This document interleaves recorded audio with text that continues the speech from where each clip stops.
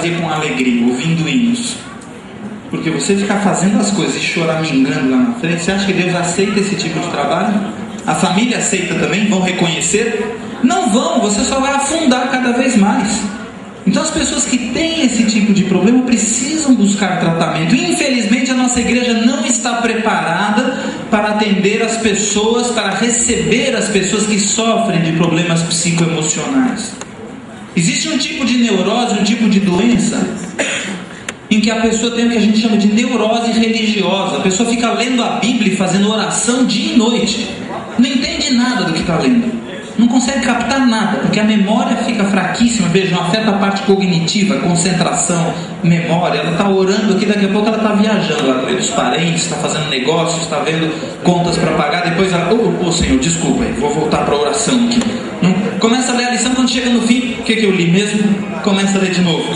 Essa parte cognitiva, de aprendizado, de concentração, de memória, tudo isso pode significar um humor baixo. Sono, a pessoa deita e o sono não vem, só vai chegar lá para as 2 da madrugada.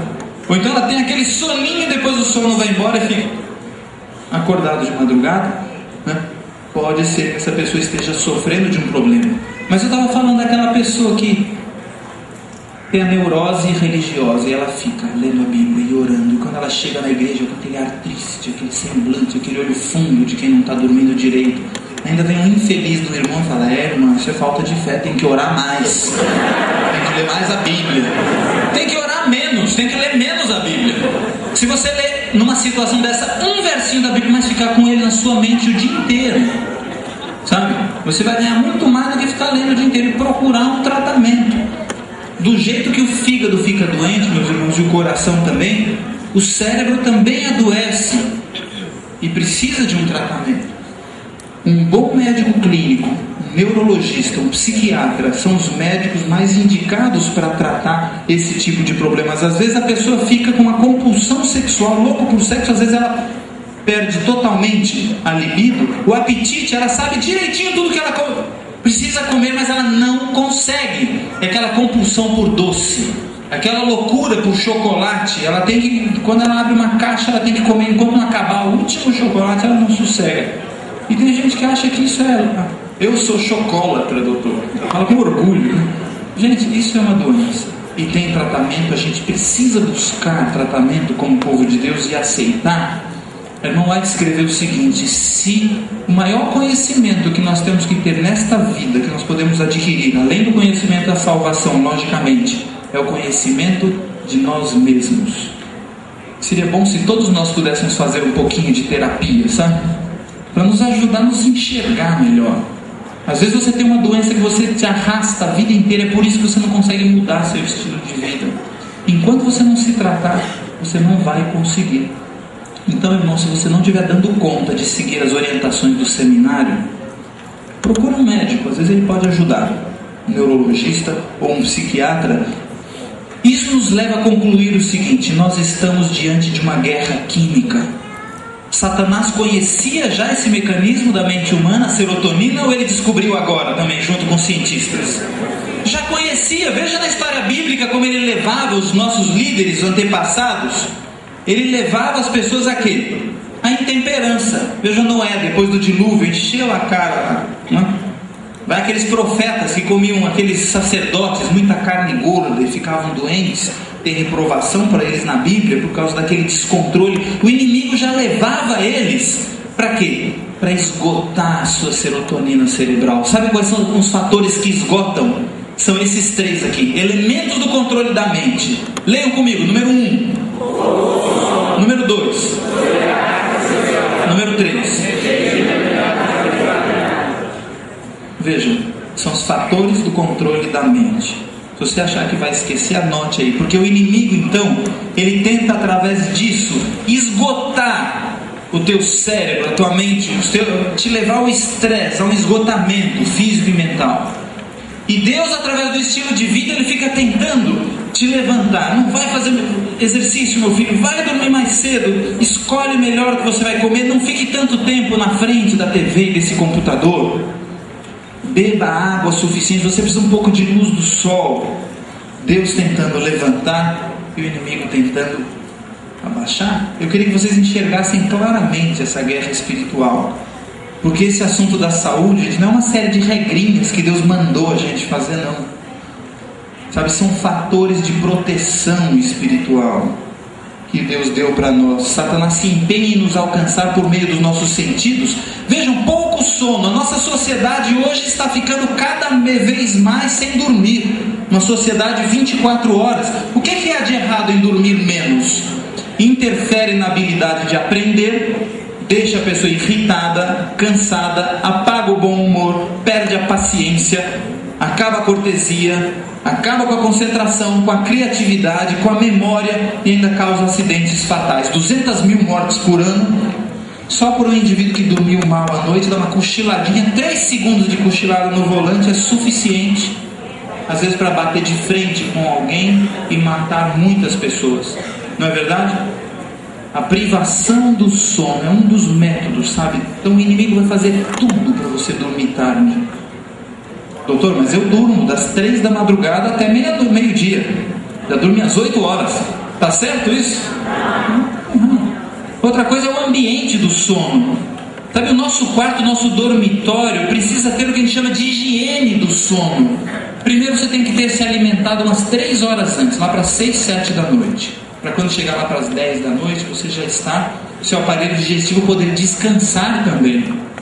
Porque enquanto ele trabalha, o cérebro está trabalhando. Você levanta no outro dia e não descansou. Por quê? Estava tudo funcionando ali dentro enquanto você dormia. Tem gente que faz do seu dormitório uma lan house. Sabe o que é isso, né? E leva o computador lá para o quarto e para a cama. Já fiz isso muitas vezes, já tomei muita bronca dela por causa disso. E a pessoa está sonolenta no dia seguinte, o que ela vai fazer? Vai ter que usar drogas para poder funcionar naquele dia seguinte. Então, vejam, no final desse ano passado saiu um estudo da Universidade de Berkeley, na Califórnia, mostrando sobre o sono e o medo. Quanta gente com medo hoje em dia. O pânico, a síndrome do pânico, as pessoas ansiosas, pode ser unicamente devido à privação do sono. Se você dorme 1 hora menos por noite, 2, digamos uma pessoa que durma 6 horas por noite, em 10 dias ela ficou devendo para o seu cérebro 20 horas de sono. Num mês ela ficou devendo 60 horas de sono. É como se ela tivesse ficado 10 noites sem dormir. Não, doutor, eu acostumei. Para mim 4 horas já me satisfaz. O seu corpo se acostuma, mas não faz mal depois que se acostumou. Continua fazendo mal, você vai morrer mais cedo, você vai ficar com o sistema imunológico baixo, vai continuar doente. Então vejam o que esses pesquisadores descobriram: que a privação de sono em pessoas normais, saudáveis, 2 dias apenas, o que acontece? Reprograma o cérebro, redirecionando a atividade cerebral do córtex para onde? Para o centro do medo, as amígdalas. Sem sono, o cérebro volta a um padrão primitivo de atividade, no qual é inviável controlar as respostas emocionais apropriadas. Quando você dorme pouco, no dia seguinte você fala o que não devia falar. E ela fala: eu falei e falo de novo. Você não age orientado pelo Espírito Santo, pela razão. Você age por impulso, você só reage. É o que acontece, porque o nosso cérebro começa a trabalhar não dirigido pela córtex cerebral, que é aquela parte que Deus fala conosco, mas pela parte mais profunda, as amígdalas, o centro do medo. E você só vai reagir. Outro estudo importante é esse sobre o arrependimento. Veja, irmãos, o estilo de vida tem muito a ver com a nossa salvação. Eu queria que ficasse claro isso. Quando você percebe que fez uma coisa errada, é chato, não é? É uma crise, pois errei, e agora? Tem gente que acha que o arrependimento vem do coração, mas essa pesquisadora aqui, Nathalie Camille, diz que vem da córtex cerebral. Quem tem essa porção comprometida, o que acontece?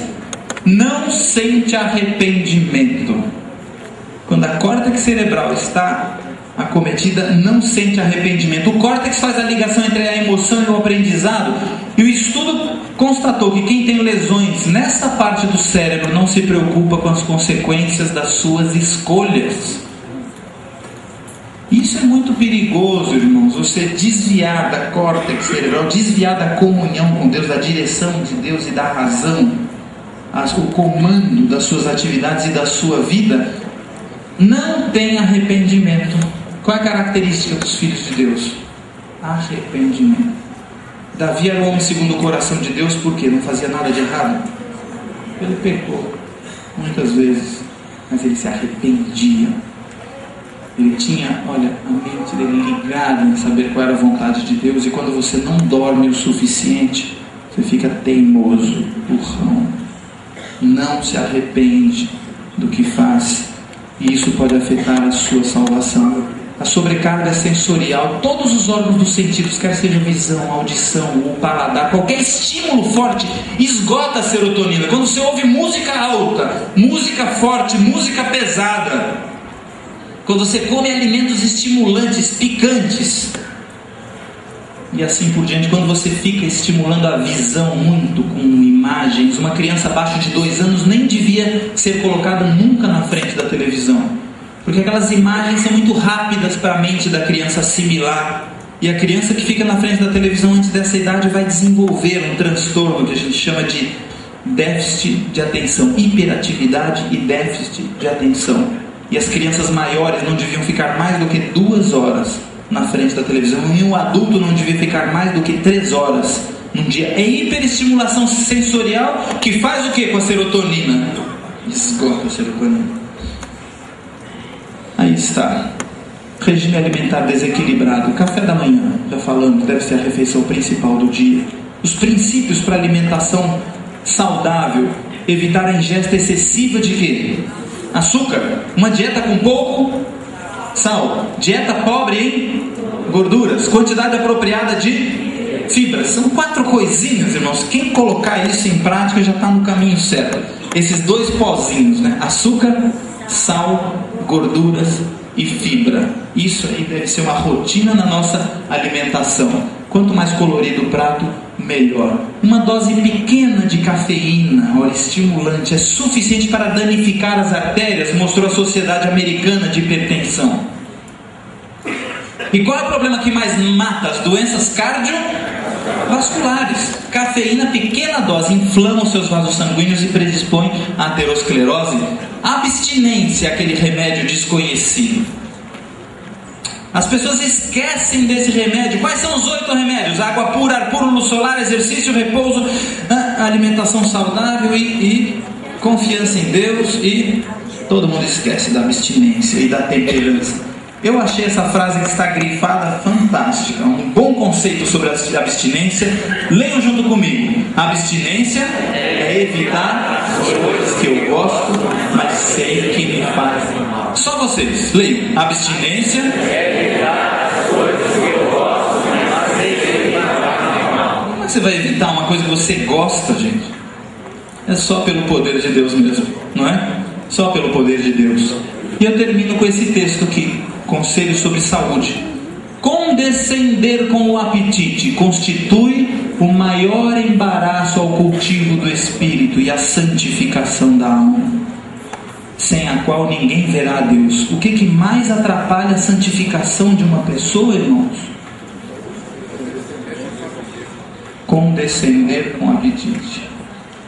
Então o Senhor Deus está chamando o seu povo hoje para uma ligação mais íntima com Ele, porque Ele quer nos dar a plenitude do Espírito Santo, e a nossa vida vai revelar se a graça de Deus está habitando em nós. De que forma? Ver se há o quê? Mudança. Quem tem o Espírito Santo? Quem está mudando. Mudança no caráter, nos hábitos e nas atividades. Será claro e positivo o contraste entre o que foram e o que são. Que testemunho lindo, uma pessoa que muda, não é? Eu era assim, hoje eu não sou mais. Tem um moço aqui, o Paulo. Paulo, dá uma subida rapidinho aqui, por favor, que eu queria terminar essa minha fala aqui com o teu testemunho. Esse moço aqui usou cafeína durante muito tempo. Essa droga tão tranquila que todo mundo acha que não tem nada, né? Conta o que aconteceu contigo aí, como é que Deus trabalhou na sua vida esse assunto. Eu ainda não estava na igreja, usava cafeína e comecei a passar mal. Problemas emocionais. E comecei a consultar psiquiatra, e foi um quadro muito longo, cerca de 8 anos, depressão, ansiedade, toque, essa série de doenças emocionais. E comecei a vir para a igreja, comecei a ouvir a mensagem a respeito do café, mas não obedecia.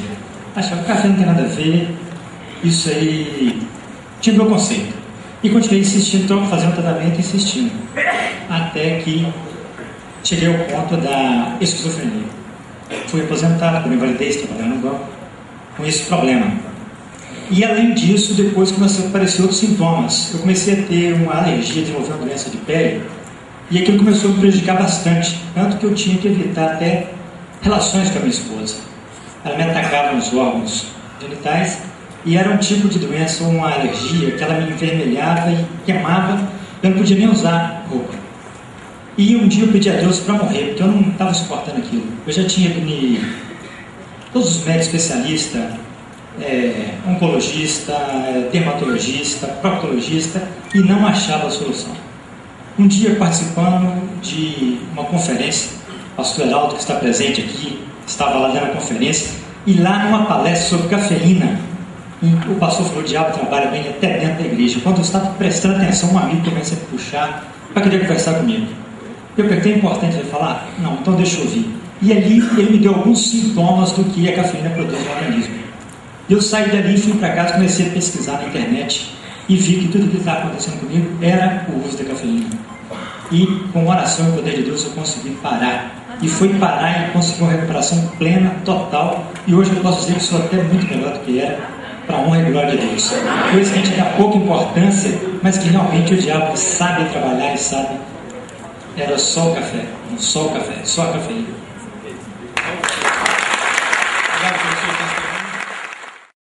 Então vamos lá, nós vamos falar de um assunto hoje bastante interessante: lealdade e integridade como fatores de quê? Saúde. O que eu quero falar para vocês? Nesse seminário de enriquecimento espiritual, nessa apostila, tem 22 palestras, 22 seminários.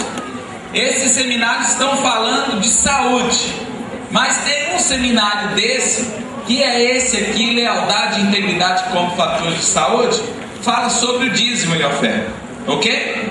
Então esse eu não poderia deixar sem dar esse seminário.